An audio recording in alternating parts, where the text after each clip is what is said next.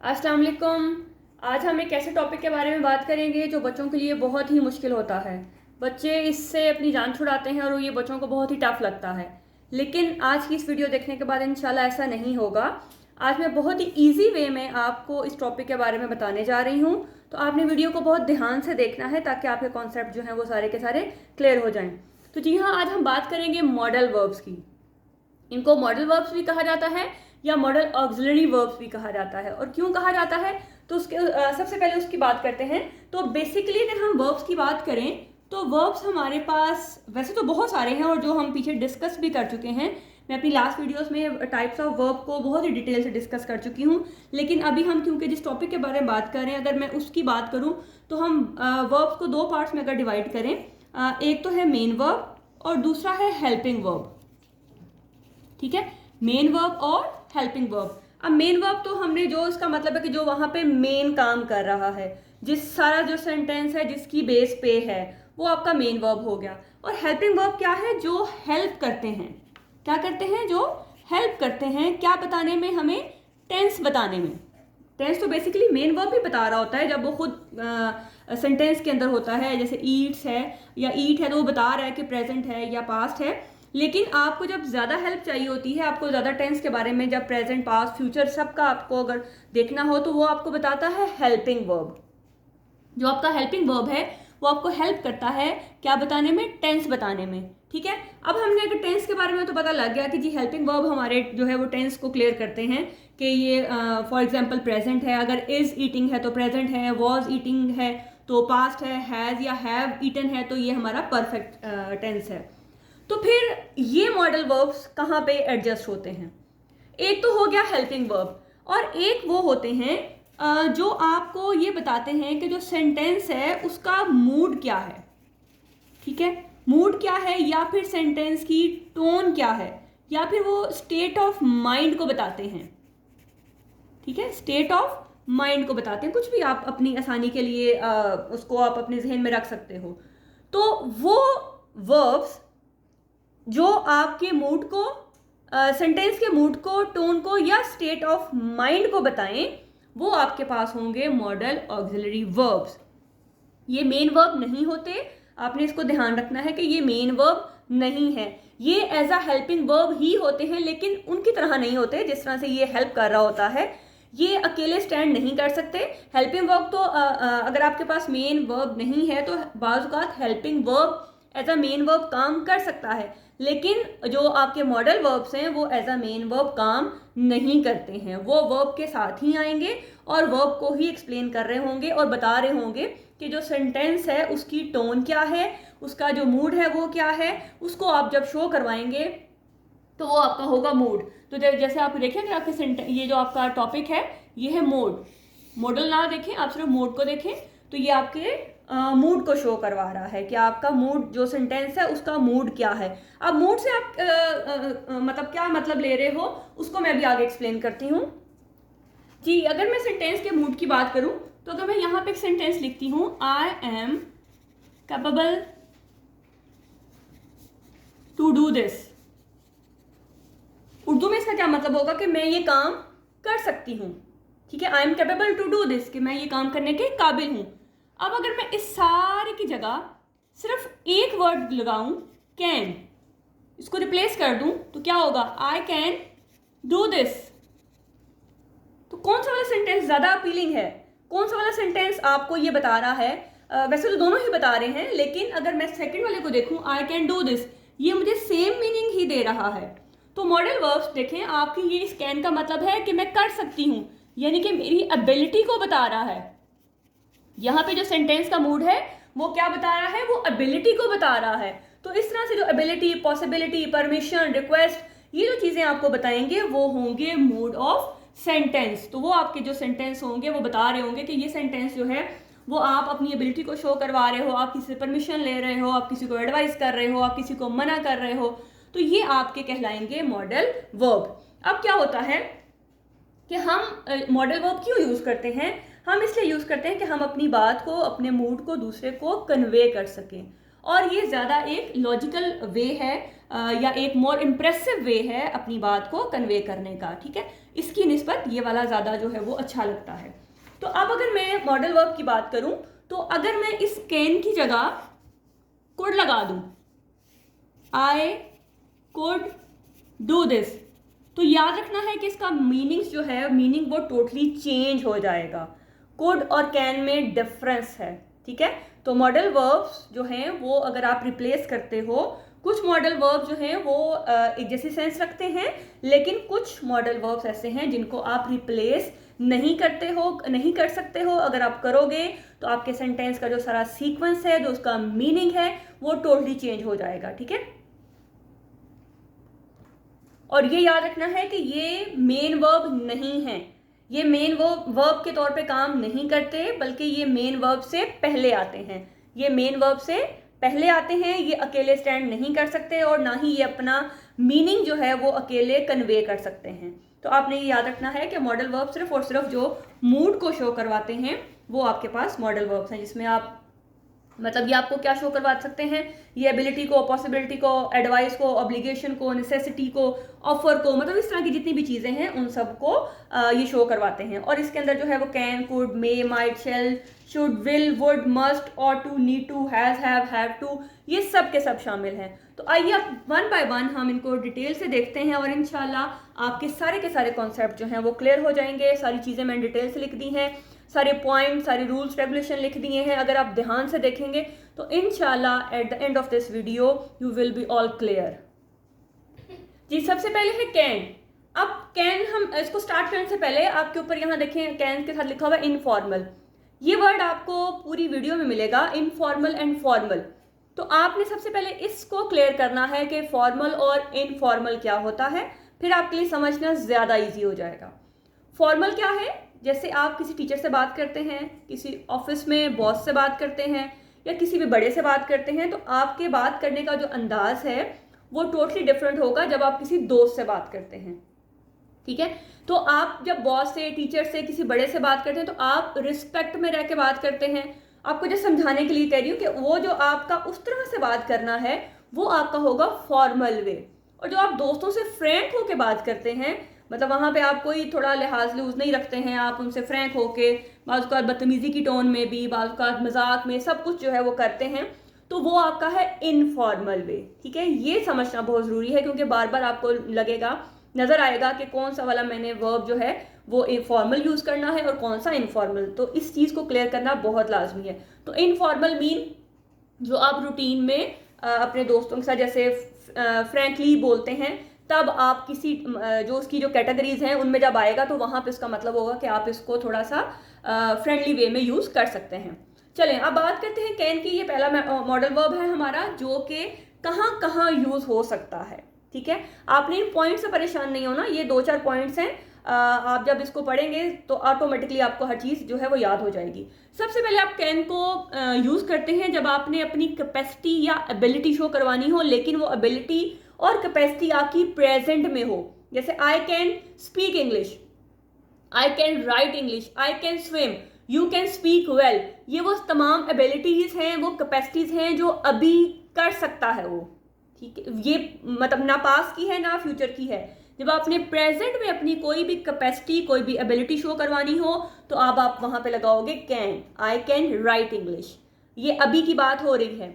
उसके बाद जब आपने परमिशन लेनी हो या देनी हो, परमिशन लेनी हो या देनी हो, can I swim, can I say something, can I use your pen, you can't come in, मतलब लेनी और वो हाँ की सेंस में भी हो सकता है और ना की सेंस में भी हो सकता है। दूसरा, जब आपने कोई ऑफर या सजेशन देनी हो तब भी आपने कैन का यूज कर सकते हैं आप। You can try this dish, can I help you with something, मतलब यह उसका ऑफर है। Can we go to the movies tonight, ये भी उसकी ऑफर कह लें, उसका प्रपोजल कह लें, उसका आइडिया कह लें, उसकी सजेशन कह लें। तो जब आपने कोई ऑफर सजेशन देनी हो तो भी आप कैन का यूज करते हैं। उसके बाद पॉसिबिलिटी जो जनरल हो, it can rain some time, मतलब हो सकता है कि बारिश हो, तो उस सेंस में मतलब आप जनरल जब आप बात करते हो, पॉसिबिलिटी हो कि उसकी पॉसिबिलिटी है, मुमकिन है कि वो हो, तो आप कह सकते हो कि it can rain some time. उसके बाद जो जनरल ट्रूथ होते हैं उनके लिए भी हम कैन यूज करते हैं। जैसे exercise can improve your mood, कि अगर आप एक्सरसाइज करते हैं तो उससे आपका जो मूड है वो बेहतर हो सकता है। Smoking can cause health problem, reading can expand your vocabulary. तो यहाँ पे कैन आप जनरल ट्रूथ है, आप अपनी जो ये जो चीज़ें हैं ये एक जनरल ट्रूथ पे बेस करती हैं कि अगर आप ऐसा करते हैं तो ये हो सकता है। तो exercise can improve your mood, smoking can cause health problem और reading can expand your vocabulary. तो एक अंडरस्टूड बात है कि अगर आप स्मोकिंग करते हैं तो हेल्थ प्रॉब्लम हो सकते हैं। तो जनरल ट्रूथ के लिए भी आप कैन का यूज करते हैं। दोबारा देखें, कैन आपने कहाँ कहाँ यूज करना है, आपकी एबिलिटी कैपेसिटी के लिए, परमिशन लेना देना या ना देना, ऑफर सजेशन के लिए, उसके बाद पॉसिबिलिटी के लिए और जनरल ट्रूथ के लिए आपने कैन का यूज करना है। जी नेक्स्ट है कुड। आप कैन का भाई कह लें या उसकी फैमिली कह लें, उसका पास फॉर्म कह लें, तो ये आपके पास वो होगा कुड, यानी कि कैन कुड जो है उसी की फैमिली है। कुड कहाँ पे आता है, जब आपने पास्ट एबिलिटी शो करवानी है। जैसे मैंने अभी आपको बताया कि आई कैन स्विम और या I can speak. I can speak मैं अभी की जब बात करूंगी तो बोलूंगी। अगर मैं तैर सकती हूँ लेकिन अभी, पास्ट या फ्यूचर की बात नहीं होगी। अगर मैं इंग्लिश बोल सकती हूँ तो वो अभी प्रेजेंट की बात होगी। तो जब प्रेजेंट की बात होगी तो हमने कैन लगाना है। लेकिन अगर वही एबिलिटी आपकी पास्ट में थी, अब नहीं है लेकिन पास्ट में कभी थी, तो उसके लिए आप लगाओगे could. I could speak English, इसका मतलब है कि वो कभी पास्ट में इंग्लिश बोल सकता था। आई कुड स्विम, कभी वो तैर सकता था। तो जब आपने पास्ट की बात करनी है, पास्ट एबिलिटी की बात करनी है तो कुड लगाना है, प्रेजेंट एबिलिटी की बात करनी है तो कैन लगाना है। उसके बाद आपका आता है पॉसिबिलिटी के लिए। पॉसिबिलिटी जैसे मतलब कि मुमकिन है कि ये हो जाए। जैसे they could be at home, कि हो सकता है कि वो घर पे ही हो। ही कुड कम बाय बस, के हो सकता है वो बस के जरिए से आए। तो जब पॉसिबिलिटी की बात होगी लेकिन प्रेजेंट में हो तब भी आपके पास कुड आ सकता है। अब यहाँ पे पीछे हमने बात की कि इट कैन रेन और इट कुड रेन, तो ये भी पॉसिबिलिटी है। तो फिर हमने क्या फर्क है कैन और कुड में, हम फिर कंफ्यूजन हो जाएगी कि जी कैन कहाँ लगाएं तो कुड कहाँ लगाएंगे। इसका तो हमें समझ आ गया कि एबिलिटी हमने तब लगानी है जब प्रेजेंट एबिलिटी है तो कैन, पास्ट एबिलिटी है तो कुड। तो फिर ये दो सेंटेंसेस जो लिखे थे, इट कैन रेन और इट कुड रेन, ये दोनों ही ठीक हैं। तो फिर हमें कैसे पता लगेगा कि कैन कहाँ लगाना है और कुड कहाँ लगाना है। बहुत इजी है, कैन आपने तब लगाना है जब आपके पास पॉसिबिलिटी ज्यादा हो, मतलब बारिश के चांसेस अगर ज्यादा हैं तो आप कैन लगाओगे, और अगर बारिश के चांसेस कम है सॉरी, जब बारिश के चांस कम है तो आप लगाओगे इट कुड रेन। तो इसका क्या फर्क है कि देखिए, जैसे अगर बारिश नहीं हो रही है लेकिन बादल बहुत ज़्यादा हैं, काले बादल आ गए हैं और लग रहा है कि जैसे अभी बारिश हो जाएगी, तो आप लगाओगे इट कैन रेन। लेकिन आपको सिर्फ मौसम थोड़ा बदला हुआ नज़र आ रहा है और आपको लग रहा है कि बारिश की चांसेस जो हैं वो कम हैं, तो उस कम के लिए आप लगाओगे इट कुड रेन। तो आई थिंक डिफरेंस क्लियर हो गया होगा कि जब पॉसिबिलिटी ज़्यादा है तो कैन, पॉसिबिलिटी कम है तो कुड। नेक्स्ट आपके पास है जब आपने किसी से पोलाइट रिक्वेस्ट करनी हो। पोलाइट रिक्वेस्ट मतलब कि जब आप बहुत ही किसी से फॉर्मल हो के जब बात करते हैं, जैसे मैंने शुरू में आपको डिफरेंस बताया कि फॉर्मल इनफॉर्मल क्या है। जब आपने किसी से फॉर्मली बात करनी है, बहुत ही पोलाइटली रिक्वेस्ट करनी है, तो भी आपने कुड का यूज़ करना है। Could you please pass the salt, could you please tell me about it. ठीक है, तो आपने जब बहुत ही पोलाइटली किसी से रिक्वेस्ट करनी है तो भी आप कुड यूज़ करोगे।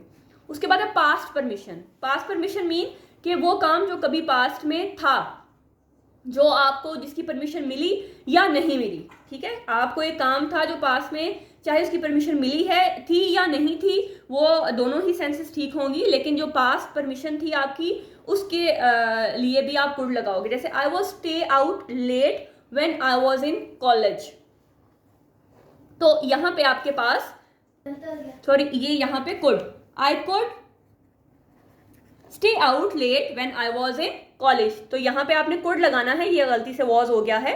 तो यहाँ कुड का मतलब है कि मैं जब कॉलेज में था तब मुझे परमिशन थी, लेट जो है वो मैं बाहर रह सकता था। तो यहाँ पे जब आप पास्ट परमिशन की बात करोगे तब भी आपने कुड लगाना है। तो एक दफ़ा जल्दी से दोबारा देख लेते हैं कि पॉसिबिलिटी के लिए कुड लगता है। आपकी जो पॉसिबिलिटी, जहाँ पे पॉसिबिलिटी कम है तो आप कुड लगाएंगे, पॉसिबिलिटी ज़्यादा है तो कैन लगेगा। पोलाइट रिक्वेस्ट के लिए कुड लगेगा और पास्ट परमिशन के लिए भी आपने कुड का इस्तेमाल करना है। आई होप कि आपको बहुत अच्छे से समझ आ रही होगी। नेक्स्ट आपके पास है मे। अब देखिए, मे के साथ फिर मैंने फॉर्मल लिख दिया, तो अब आपको फॉर्मल इनफॉर्मल का जो डिफरेंस है वो तो क्लियर बहुत अच्छे से हो गया होगा।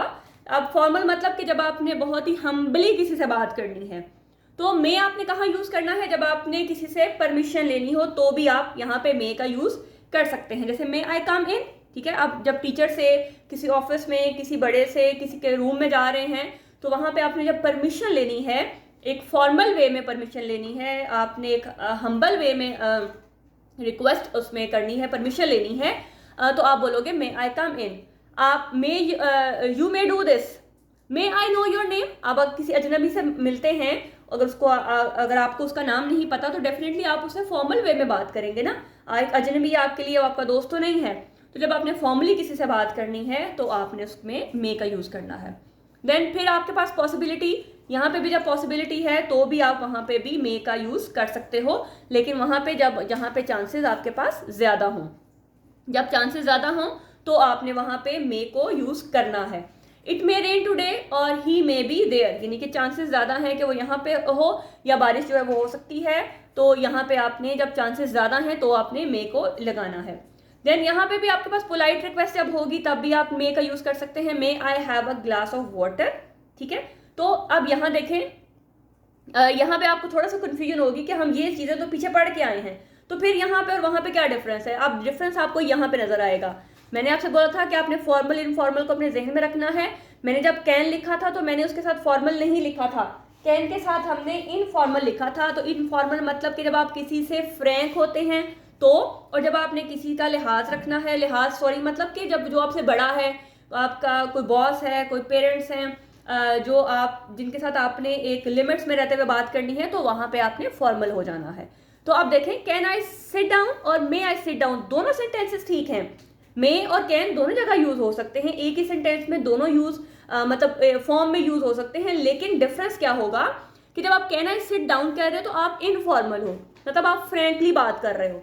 लेकिन जब आप ये बोलते हो कि मे आई सिट डाउन, तो इसका मतलब है कि आप मोर पोलाइट हैं या फिर आप फॉर्मल हैं। यानी कि आप अपने किसी बॉस से जब पूछ रहे हैं तो आप पूछ रहे हो मे आई सिट डाउन, तो आप यहाँ पे फॉर्मल बात कर रहे हैं। तो हो सकता है आप अगर किसी फ्रेंड से या किसी से ऐसे से बात कर रहे हो जिसके साथ आप फ्रैंक हो, तो आप उसे बोलोगे जी कैन आई सिट डाउन, तो ये आपका इनफॉर्मल हो जाएगा और ये आपका फॉर्मल हो जाएगा। तो आई होप कि आपको ये क्लियर होगा, लेकिन आपको फॉर्मल इनफॉर्मल को थोड़ा सा जहन में रखना पड़ेगा, अदरवाइज ये सब के सब जो है वो इंटरचेंजेबल हैं, लेकिन सिर्फ और सिर्फ यहाँ पे कि कहाँ पे आपने फॉर्मल होना है और कहाँ पे इनफॉर्मल होना है, ठीक है। तो बोथ कैन बी यूज्ड, लेकिन सिर्फ आपका जो डिफरेंस है वो कहाँ पे, फॉर्मल और इनफॉर्मल में। उसके बाद जब आप किसी को विश करते हैं, ठीक है, may you live long, may your dreams come true, तो जब आप किसी को विश करते हैं तो भी आप मे का यूज करते हैं। तो जल्दी से दोबारा देख लेते हैं कि मे आप परमिशन के लिए यूज करते हैं, लेकिन कहाँ पे, जब आपने फॉर्मल होना है। परमिशन आपके पास पीछे भी थी, लेकिन वो इनफॉर्मल वे में होगी, जहां पे आपने रिस्पेक्ट को थोड़ा ज्यादा लेके आना है, जहां पे आपने पोलाइट ज्यादा होना है, वहां पे जब आप परमिशन मांगोगे तो फिर आपने मे को यूज करना है। इस तरह से पॉसिबिलिटी, इस तरह से पोलाइट रिक्वेस्ट, इसी तरह से आपका विश, इन सब के अंदर आपका मे यूज होगा। सिर्फ आपने ध्यान रखना है फॉर्मल और इनफॉर्मल को। जी नेक्स्ट, मे की सेकेंड फॉर्म या मे का बहन भाई कह लें, वो है माइट। माइट आप कब कर दोगे, जब आपके पास लेसर पॉसिबिलिटी हो, जहां चांसेस कम हो या फिर आपका इनफॉर्मल वे हो, ठीक, वहां पे आपने माइट को यूज करना है। जैसे जब पॉसिबिलिटी की अगर हम बात करें तो it might be Sunny tomorrow, तो इसका मतलब है कि पॉसिबिलिटी कम है। अगर हम माइट का वर्ड यूज कर रहे हैं तो इसका मतलब है कि पॉसिबिलिटी जो है वो कम है। They might come to the party, chances कम है, 30-40% चांसेस हैं कि वो आए, वरना 60-70% चांसेस है कि वो नहीं आए। इट माइट रेन, तो बारिश जो है वो इस माइट का मतलब होगा कि चांसेस जो है वो कम है। तो अब देखें, इट मे रेन भी ठीक है और इट माइट रेन भी ठीक है, लेकिन सिर्फ डिफरेंस कहाँ पे, एक छोटा सा डिफरेंस है कि जब चांसेस ज्यादा होंगे तो मे लगाना है, चांसेस कम होंगे तो माइट लगाना है।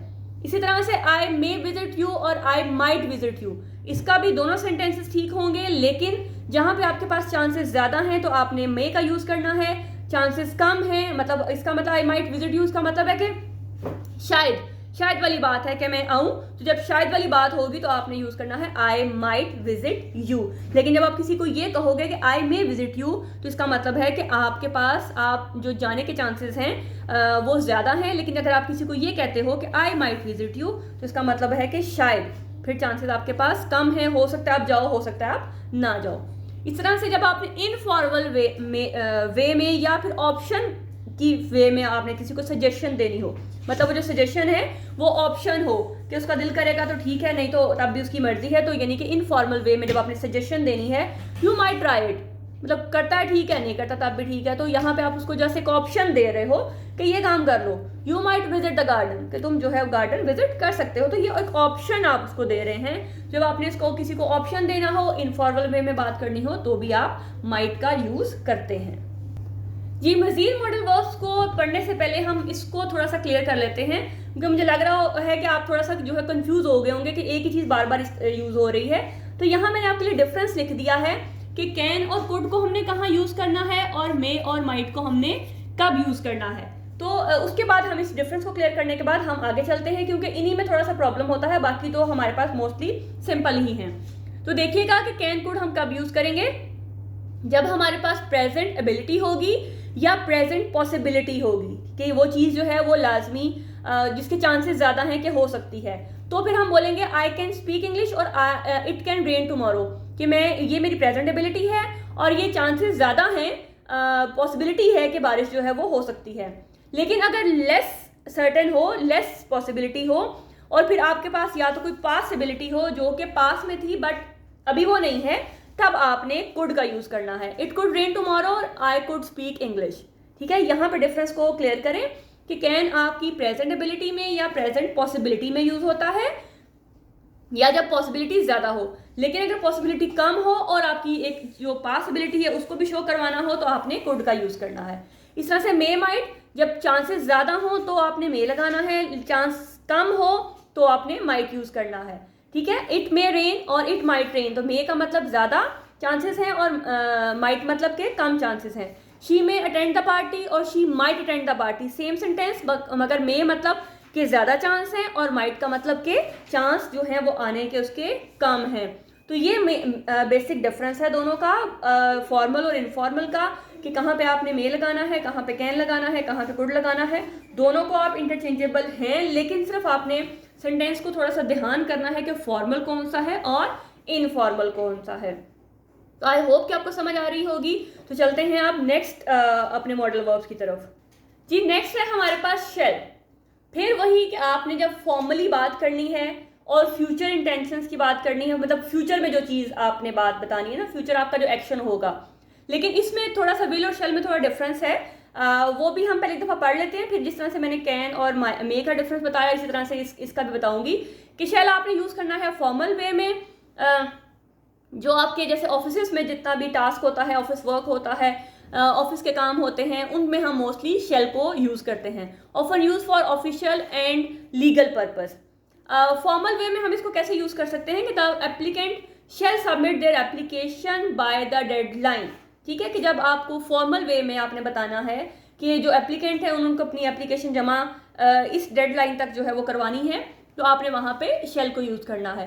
फिर आपके वो फ्यूचर एक्शन जो आपकी रिस्पॉन्सिबिलिटी हैं, याद रखना है कि वो फ्यूचर एक्शन जो आपकी रिस्पॉन्सिबिलिटी हैं, जो आपकी ऑब्लिगेशंस हैं, उनके लिए भी आप शेल यूज़ करते हो। I shall attend the meeting, यानी कि यहाँ पे ये वो कोई फ्यूचर प्लान नहीं बता रहा, यहाँ पे वो शेल को बता रहा है कि ये उसकी रिस्पॉन्सिबिलिटी है, उसको हर हाल में यहाँ पे मीटिंग में अटेंड करनी ही करनी है, उसने जाना ही है, यहाँ उसके पास चॉइस नहीं है, ये उसकी जिम्मेदारी है। तो जब आपने यहाँ पे इस शेल को लगाया है तो इसका मतलब है कि आप उसकी रिस्पॉन्सिबिलिटी को शो करवा रहे हैं। You shall not enter without permission, तो ये आपकी रिस्पॉन्सिबिलिटी है कि आपने बगैर परमिशन के अंदर नहीं आना। इस तरह से जब आपने सजेशन देनी हो तो भी आप शेल लगाते हो, शेल वी गो देयर। आपने कोई डिटर्मिनेशन, यानी कि जो वो काम जो आपने करना है, पुख्ता जिसे हम कहते हैं ना आपकी, जिसमें जो आपने बिल्कुल कह ले कि भी मैंने करना ही करना है, जो आपकी स्ट्रॉन्ग डिटर्मिनेशन को शो करवाए, तब भी आप शेल को यूज़ करोगे। We shall overcome our fear, कि हमने पक्का इरादा कर लिया कि हमने अपने जो खौफ है उन पे ओवरकम होना है, तो तब भी हमने शेल को यूज़ करना है। तो ये देखें, शेल को जब हमने फॉर्मल वे में यूज़ करना है तो कहाँ कहाँ करना है। एक आपने ऑफिस लैंग्वेज में यूज़ करना है, आपने फ्यूचर एक्शन जो कि आपकी रिस्पॉन्सिबिलिटी होंगे, ठीक है, रिस्पॉन्सिबिलिटी में आपने शेल को यूज़ करना है, सजेशन में और डिटर्मिनेशन में। इस तरह इसका जो आपका है, आपके पास शेल का है होगा शुड आपने कहाँ पे यूज़ करना है, जहाँ पे आपने एडवाइस देनी है, जब किसी को नसीहत करनी है या आपने किसी को सजेशन में भी आप मतलब वो सजेशन इस तरह से होगी कि उसकी चॉइस है, कर ले ठीक है, नहीं करे तो भी ठीक है, और आपने एडवाइस की फॉर्म में उसको देना है। जैसे you should study for test, you should try to arrive early, आपको ये नसीहत कर रहे हैं कि आपको पढ़ना चाहिए, आपको ये करना चाहिए, वो करना चाहिए, तो वहाँ पे आपने शुड को यूज करना है। इस तरह से सजेशन के लिए यू शुड ट्राई दिस, मतलब कर ले ठीक है, नहीं करे तो उसकी मर्जी है। You should take a break, तुम्हें ब्रेक ले लेनी चाहिए। तो जस्ट आप एक एडवाइस कर रहे हो, सजेशन कर रहे हो, तो आप वहाँ पे शुड का इस्तेमाल करेंगे। जी नेक्स्ट हमारे पास है विल, और विल जो है जैसे शेल फॉर्मल था, ये विल जो है वो इनफॉर्मल है। अब ये क्या है, ये फ्यूचर इंटेंशन या फ्यूचर प्लान्स जो आप पे डिपेंड करते हैं, जो आप पे ये कह लें कि ज़बरदस्ती नहीं है, आपकी मर्जी है, आपकी पर्सनल चॉइस है, आपका पर्सनल डिसीजन है। अगर आप करते हो तो भी ठीक है, नहीं करते हो तो भी आपकी मर्जी है, उस पर कोई आप पे ज़बरदस्ती नहीं है। लेकिन जब आप शेल लगाओगे तो इसका मतलब है वो आपकी ऑब्लिगेशन है, वो आपकी ड्यूटी है, वो आपकी रिस्पॉन्सिबिलिटी है। लेकिन जब आप विल का वर्ड यूज करोगे तो इसका मतलब है कि वो आपका पर्सनल डिसीजन है, आप जाना चाहते हो ठीक है, नहीं जाना चाहते हो तो भी आपकी मर्जी है। तो फ्यूचर इंटेंशन या प्लान्स को जब आपने शो करवाना है तो आपने विल को यूज करना है। I will attend the party या I will attend the meeting tomorrow, तो ये इस विल का मतलब होगा कि उसका पर्सनल डिसीजन है कि वो कल करता है या नहीं करता है। प्रिडिक्शन, प्रिडिक्शन मतलब जो आप पहले से आने, जो फ्यूचर में आने वाली चीजें हैं उनके बारे में पहले से प्रिडिक्ट कर देना, पहले से बता देना। She will graduate next year, कि वो अगले साल जो है ग्रेजुएट हो जाएगी। तो यहाँ पे जो उसका प्रिडिक्शन है पहले से बता देना, वो आपके पास होगा, विल का इस्तेमाल होगा। प्रॉमिस के लिए भी आप विल को यूज करोगे, ही विल हेल्प यू, वो तुम्हारी मदद करेगा, तो यहाँ पे भी आप उसके लिए भी आप जो है विल का यूज करोगे। ठीक है, तो अब देखते हैं कि डिफरेंस क्या है बिटवीन विल एंड शेल, कि हमने विल को कहाँ लगाना है और शेल को कहाँ लगाना है। विल को हमने लगाना है, सॉरी शेल को हमने लगाना है फॉर्मल में, यानी कि जहाँ पे हमने लिहाज रखना है, जहाँ पे हमने ऑफिस में कोई लीगल वर्क है, कोई हमने हमसे जब किसी बड़े से बात कर रहे होंगे, या हमारा जो फ्यूचर वो प्लान जो हमारे पे रिस्पॉन्सिबिलिटी है, तो वहाँ पे हमने शेल लगाना है। और ये विल जो है इनफॉर्मल वे में है, मर्जी है, कंपल्शन नहीं है। ठीक है, ये मैंडेटरी है, यानी कि आपके ऊपर लाजमी है, ये लाजिम है, इसमें आपके पास चॉइस नहीं है। ये आपका ऑप्शनल है, ये आपकी मर्जी है, आप पे डिपेंड करता है, करते हैं ठीक है, नहीं करते तो भी ठीक है। ये आपकी कमिटमेंट है, स्ट्रॉन्ग कमिटमेंट है, ये आप पे लाजिम है, ये आपकी चॉइस है। इस तरह से ये आप शेल को ऑफिशियल लैंग्वेज में यूज़ करते हैं, जबकि विल को आप अपनी जो आम रूटीन की जो कन्वर्सेशन है उसमें यूज़ करते हैं। उसके बाद आपकी जो शेल है उसकी जो टोन है वो कमांडिंग होगी, उसमें अथॉरिटी होगी, जबकि ये आपकी विलिंग टोन है, मतलब आपकी मर्जी है, उसमें आपकी जो मर्जी है वो शो हो रही होगी, ठीक है करते हैं ठीक है, नहीं करते तो भी ठीक है। तो आई होप कि आपको डिफरेंस क्लियर हो रहा होगा। अगर आपको ये अच्छी लग रही है तो लाजमी लाइक करें, अपने फ्रेंड्स के साथ लाजमी शेयर करें, ताकि उनके भी कॉन्सेप्ट क्लियर हों, क्योंकि इल्म को जितना फैलाया जाए है उतना ही ये फैलता है। तो लाजमी तौर पे शेयर करें, लाइक करें, और अपने कमेंट्स में लाजमी बताइएगा कि आपको ये कैसी लग रही है। तो चलिए चलते हैं अपने नेक्स्ट मॉडल वर्ब की तरफ। जी नेक्स्ट आपके पास है वुड। वुड कहाँ कहाँ यूज़ करेंगे आप? वुड जैसे अनरियल सिचुएशन, मतलब वो सिचुएशन जो कि एग्जिस्ट नहीं करती है, उसको आप अनरियल सिचुएशन कह सकते हो, या आप ख्याली पुलाव भी कह सकते हैं। जैसे हमने जब कंडीशन सेंटेंसेस किए थे तो उसमें हमने एक टाइप सेंटेंसेस की डिस्कस की थी जिसको हमने ख्याली पुलाव का नाम दिया था। तो सेम वही है कि जब आपने ख्याली पुलाव की बात करनी हो, अनरियल सिचुएशन की बात करनी हो, जैसे if you ask me I would say, अगर तुम मेरे से पूछते तो मैं तुम्हें बताता या मैं कहता। अब ना उसने पूछा ना मैंने कहा, तो ये एक ऐसी सिचुएशन है जिसको आप अनरियल सिचुएशन बोलोगे।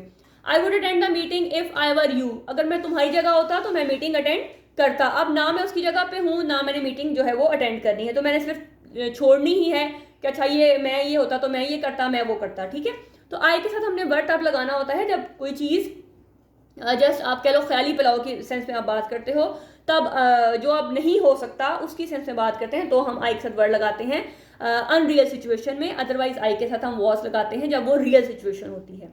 ठीक है, उसके बाद जस्ट लाइक कुड, आपने जो वुड है उसको पोलाइट रिक्वेस्ट में भी यूज आप कर सकते हैं। जैसे would you like some coffee, could you pass me the salt, ये हमने उसमें कुड में किया था।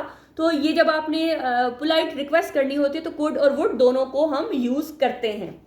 फिर आपकी पास्ट हैबिट को जो आपने शो करवाना हो कि आप जो बचपन में आपकी जो आदत थी, जो आपकी हैबिट थी, in my childhood I would play cricket, बचपन में मैं क्रिकेट जो है वो बता रहा है कि जी मैं खेलता था। तो I would offer attend meetings on Friday, ये मेरी पास्ट हैबिट थी कि मैं फ्राइडेज को मीटिंग अटेंड किया करता था। तो जो आपकी पास्ट हैबिट है उसको भी शो करवाने के लिए हम वुड को यूज करते हैं। इस तरह से जब आपने किसी को कुछ ऑफर करना हो तो भी आप वुड लगाएंगे। Would you like to help me, I would be happy to help you. तो जब आपने किसी को ऑफर करनी है, पास्ट हैबिट के बारे में बताना है, पोलाइट रिक्वेस्ट करनी है, अनरियल सिचुएशन को करना है, तो इन सब के लिए आपने वुड मॉडल वर्ब को यूज करना है। जी नेक्स्ट है हमारे पास मस्ट। मस्ट कहाँ आएगा? जहां पे आपकी मॉरल ड्यूटी हो, या फिर जब आपको स्ट्रांगली रिकमेंड किया जाए, या फिर वो आपकी ऑब्लिगेशन हो, यानी कि जिसके बगैर आपने गुजारा नहीं है, वो अगर आपने बात करनी है तो इसका मतलब है मस्ट। या आप इसको आप ये कह लो ऑर्डर की फॉर्म में भी यूज कर सकते हो कि जहां पे आपको ऑर्डर की फॉर्म दी जाए, ऑर्डर की सेंस दी जाती है, तो आपने वहां पे मस्ट का यूज करना है कि जहां पे काम किए बगैर गुजारा नहीं है। या जो आपकी मॉरल ड्यूटी है कि वो आप कोई किसी पे एहसान नहीं कर रहे हो वो काम करके, तो फिर वहां पे भी मस्ट लगेगा। जहां पे आपने स्ट्रांगली रेकमेंड करनी हो कोई चीज, वहां पे भी आपने मस्ट को यूज करना है। जैसे you must follow the rules, अब यहाँ पे आप कोई एहसान नहीं कर रहे हो, ये आपकी मॉरल ड्यूटी है कि you must follow the rules, ये आपकी ऑब्लिगेशन है, ये आप पे फर्ज है। You must not smoke here, ये आपकी स्ट्रॉन्ग प्रोहिबिशन है कि यहाँ पे आपको ऑर्डर दिया जा रहा है कि यहाँ पे आपकी जो स्मोकिंग है वो मना है। तो जब आपको स्ट्रांगली मना कर दिया गया तो आपने यहाँ पे लगाना you must not smoke here. You must operate, we must operate immediately to save the patient's life, कि वो बहुत ही ज़रूरी है, ये हमारी मॉरल ड्यूटी है कि हमने फौरन से इसको काम करना है, तो वहाँ पे हमने मस्ट लगाना है। We must help those in need, ये हमारी मॉरल ड्यूटी है। I must take care of my family, ये मैं कोई एहसान नहीं करूंगी कि अगर अपनी फैमिली की टेक केयर कर रही हूँ, तो ये मेरी ड्यूटी है। I must be in the class, अगर मैं टीचर हूँ तो मुझे क्लास में, अगर मेरा पीरियड है तो मुझे क्लास में होना चाहिए। अगर आप स्टूडेंट हैं तो आपको क्लास में होना चाहिए। तो ये आपकी ड्यूटी है, ये आप ना पढ़ा के कोई एहसान कर रहे हैं, ना कोई पढ़ के एहसान कर रहा है, तो ये उनकी ड्यूटी है, उनकी ड्यूटीज में शामिल है। तो जब ये ड्यूटी की फॉर्म में आएगा तो I must be in the class. You must ओबे ट्रैफिक रूल, तो आपको ट्रैफिक रूल ओबे करने ही करने हैं। तो जहाँ पे आपने बात को करना ही को फॉर्म में आएगा, जहाँ पे जिसके बगैर गुजारा नहीं है वो उसने करना ही करना है, तो वहाँ पे आपने मस्ट को लगाना है। या आपकी कह लें कि ऑर्डर जब आप दे सकते हो किसी को ऑब्लिगेशन में, जो आपके फर्ज है, जो आपकी ड्यूटी है सॉरी तो उसके लिए आपने मस्ट को यूज करना है। ये नेक्स्ट मेरे पास है ऑट टू। ऑट टू भी फॉर्मल वे में यूज होने वाला मॉडल वर्ब है, जो आपकी रिस्पॉन्सिबिलिटी को, मॉरल एडवाइस को, या फिर आइडियल थिंग्स जो होती हैं उनको शो करवाता है। जैसे you ought to drink fresh juice, मतलब आपको एक मॉरली एडवाइस दी जा रही है कि आपको जो है फ्रेश जूस पीना चाहिए। You ought to take care of your parents, you ought to come on time, कि ये सारी आपकी मॉरल एडवाइसेस हैं कि आपको ये नसीहत की जा रही है कि आपको ये काम करना चाहिए। तो ये भी कोई इसकी एहसान की फॉर्म में नहीं आएगा, ये भी आप देख लें कि आपकी मॉरल एडवाइस है ना, आपको एक साकी नसीहत की जा रही है, या फिर आइडियलिज्म की तरफ लेके जाया जा रहा है कि तब आपने ये करना हो तो आपको ये करना है। तो जब आपको मॉरल एडवाइस दी जाए तो फिर आपने ऑट टू लगाना है। जैसे oh you ought to do this, you should do this. लेकिन जब आप शुड लगाते हो तो वो थोड़ा सा फ्रेंडली वे में आ जाता है। जब आप ऑट टू लगाते हो तो ये फॉर्मल हो जाएगा, लेकिन वो सेम सेंटेंस आप शुड से रिप्लेस कर सकते हो, वो कोई गलत नहीं होगा। लेकिन जब आप शुड से रिप्लेस करोगे तो इसका मतलब होगा कि वो थोड़ा इनफॉर्मल हो जाएगा। तो इन दोनों में फॉर्मल और इनफॉर्मल का फर्क है कि ऑटो लगाओ तो फॉर्मली वे में बात कर रहे हो, शुड लगा रहे हो तो इसका मतलब है कि आप इनफॉर्मल हो, थोड़ा फ्रेंडली होकर उससे बात कर रहे हो। तो अब मैं आपको थोड़ा डिफरेंस बताती हूँ कि मस्ट, ऑट टू और शुड में क्या डिफरेंस है।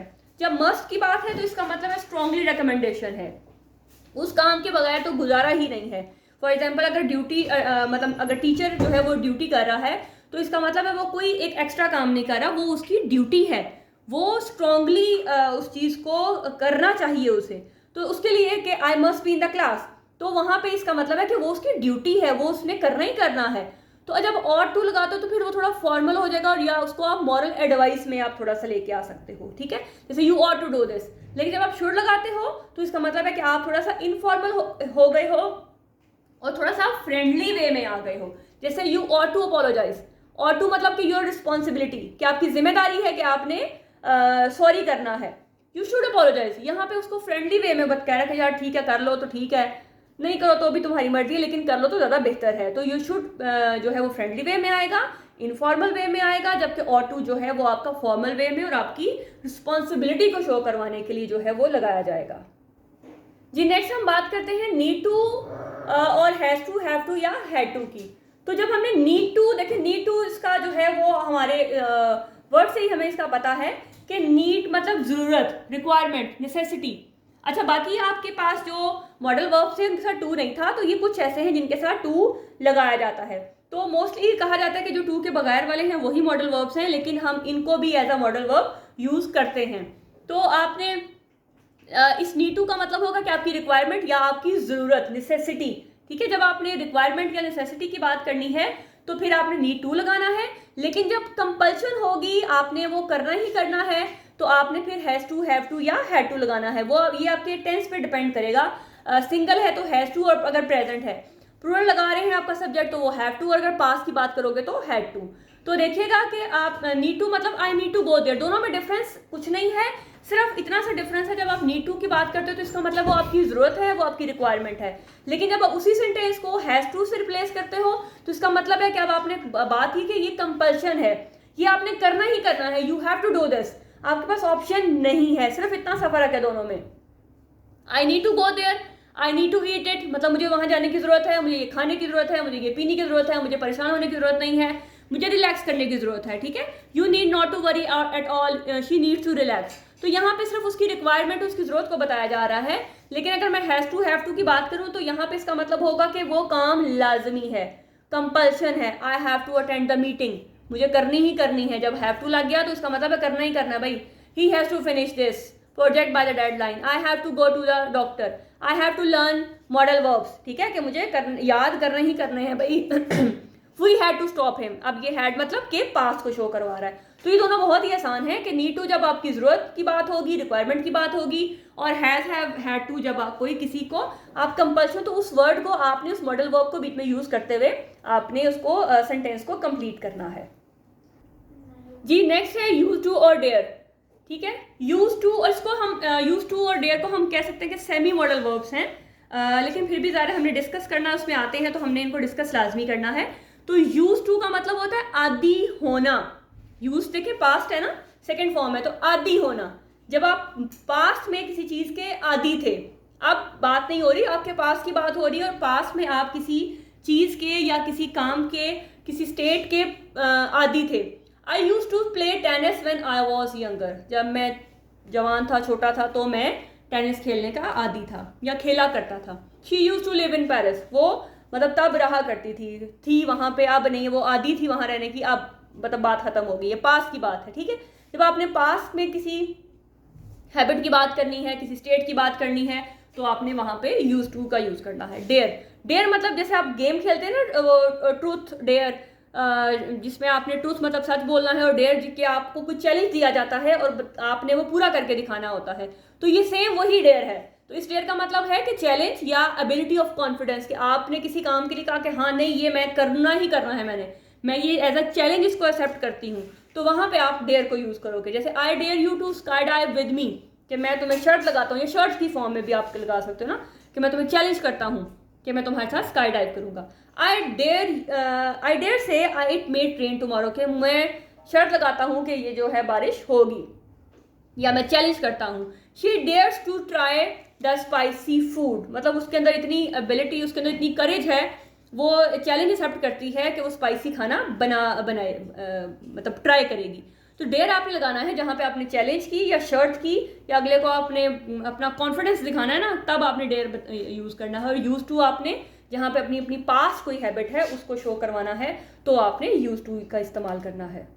जी ये थे हमारे मॉडल वर्ब्स। आई होप कि आपको बहुत अच्छे से समझ आया होगा। मैंने बहुत इजी वे में समझाने की कोशिश की है। लाजमी कमेंट करके बताइएगा, आपके कमेंट्स का वेट करूंगी कि आपको ये टॉपिक कैसा लगा, और अपने फ्रेंड्स के साथ शेयर करना मत भूलें। अगर आपको लगता है कि आपके लिए बहुत हेल्पफुल था तो दूसरों के लिए भी हेल्पफुल बनाएं इसको। अब एक छोटी सी एक्टिविटी है, आपने जितना भी पढ़ा उसको सबको रिवाइज करें, और जल्दी से एक एक्टिविटी करते हैं और देखते हैं कि किस किस में कौन कौन सा मॉडल वर्ब आ सकता है। By law you dash wear a seat belt while driving. तो देखिए हमने लॉ की बात की है, तो इसका मतलब है जब हमने लॉ की बात की जहाँ पे वो चीज़ हमारे लिए लाजमी है, वहाँ पे उसके बगैर हमारा गुजारा नहीं है, वहाँ पे अगर हम नहीं करेंगे तो हमें जुर्माना हो सकता है, तो वहाँ पे हम क्या लगाते हैं, must. Bye law you must, मतलब कि ये आपकी लीगल ऑब्लिगेशन है, ये आप कोई एहसान नहीं कर रहे हो किसी पे, इसका मतलब है ये आपकी लीगल ऑब्लिगेशन है। तो जहाँ पे आपने लीगली बात करनी है वहाँ पे आपने मस्ट को यूज़ करना है जी। नेक्स्ट है if you want to improve your health you dash exercise regularly.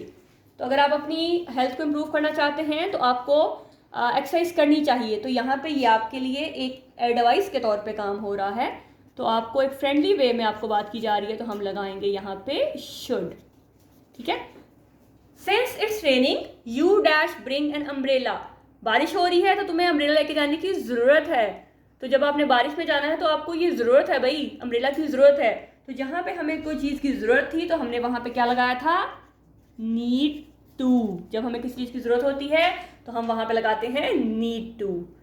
ठीक है। नेक्स्ट देखिए as a doctor you dash prioritize your patients well being. अब यहाँ पे एज अ डॉक्टर जब हमने बात की तो ये मैंने कोई एहसान या डॉक्टर ने कोई एहसान नहीं करना, उसने अपनी ड्यूटी करनी है। तो जहाँ पे वो उसकी ऑब्लिगेशन है वहाँ पे हमने क्या बात की थी कि वहाँ पे हमने मस्ट को यूज़ करना है। If someone is in danger you dash call the emergency service. अगर कोई डेंजर में है, मुश्किल में है, तो तुम इमरजेंसी सर्विस कॉल कर सकते हो। मतलब कि वो तुम्हारी कॉल करना क्या है, एबिलिटी। तो जहाँ पे हमने एबिलिटी को शो करवाना है वहाँ पे हमने क्या लगाना है, can. If I won a lottery the I dash buy a house on beach. अब यहाँ पे देखें ये अनरियल सिचुएशन है। अगर मैं जीता ना घर लिया, तो जहाँ पे अनरियल सिचुएशन थी वहाँ पे हमने जो है वो वुड को यूज़ किया था। ठीक है। I would buy a house on beach. If it rains the crop dash grow. तो अगर बारिश होती है तो फसलें डेफिनेटली ग्रो करती हैं। तो ये आपकी फ्यूचर पॉसिबिलिटी है, ये आपका अगर बारिश होगी तो उससे वो रिलेट हैं। तो फ्यूचर पॉसिबिलिटी के लिए हमने विल को यूज़ करना है, the if it rains the crops will grow. तो आई होप कि आपके लिए बहुत हेल्पफुल होगा। आपकी सारे कॉन्सेप्ट क्लियर हो गए होंगे। ये टॉपिक जो आपको बहुत मुश्किल लगता था अब ये नहीं रहा होगा। अगर आपने ये ध्यान से सुना है तो इंशाल्लाह आपके सारे के सारे कॉन्सेप्ट जो हैं वो क्लियर हो गए होंगे। अपना बहुत सा ख्याल रखिएगा। नेक्स्ट वीडियो में फिर एक इजी टॉपिक के साथ आऊँगी। तब तक दुआओं में याद रखिएगा। अल्लाह हाफिज़।